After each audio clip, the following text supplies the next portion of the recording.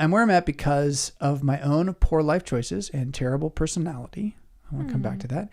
And that's on me. That's good. So as I look at the future of dying alone, you're a long way from that, 44. My question is, what psalm can I pray for comfort in my loneliness? And not pleading just, oh God, bring me a wife. I think you should plead that. I really do. I think you should plead it every day. But rather, oh God, save me from the poison of bitterness and envy. That's a good prayer. It makes me think of something else. So there's a great line from Jesus. It's one of those ones that struck me that year that I was renovating everything.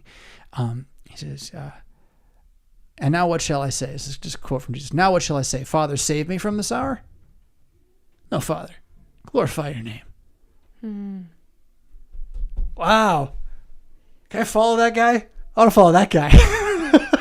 Just say, what should I say? Save me? Don't save me. Glorify your name. Oh man, so good. So, but save me from the poison and bitterness of envy. Yeah. Pray for God to glorify what His truth is in you. I am not as familiar with the Psalms as I should be, and nothing really leapt out at me. Thanks again. So, okay. If you haven't picked up the Sons of Solomon Psalms, you can check that out at sonsofsolomon.net.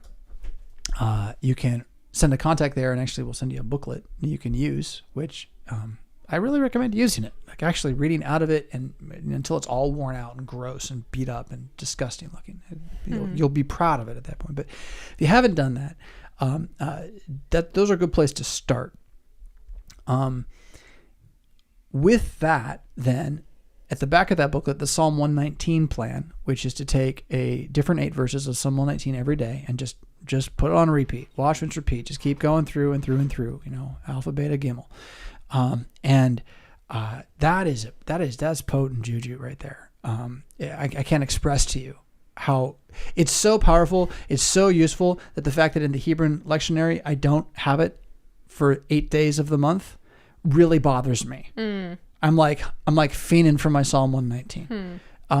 It's just, speaking of clocks, it's a monthly clock, but it's more like a 3-week clock.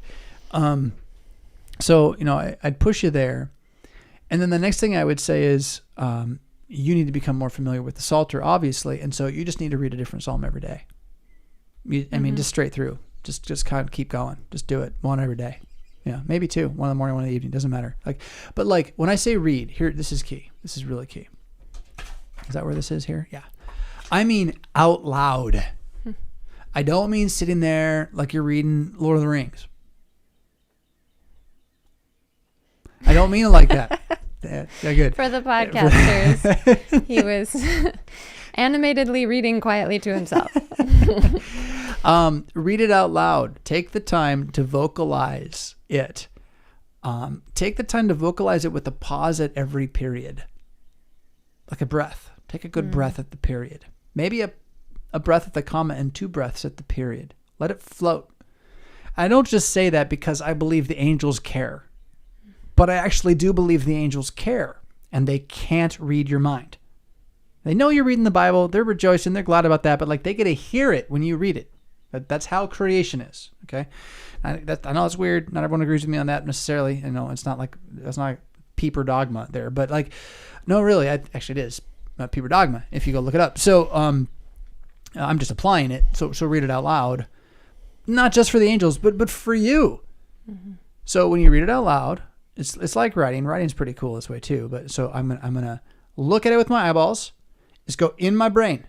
My brain's like getting the Word of God as like a rut in my brain, and then it's got to reformat it and send it down the brainstem again and out my mouth. So now that's twice.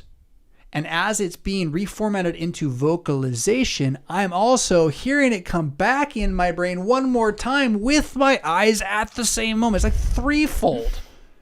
It's like cramming it into your soul. So you got angels, you got natural philosophy, you got the slowing down that it does for you.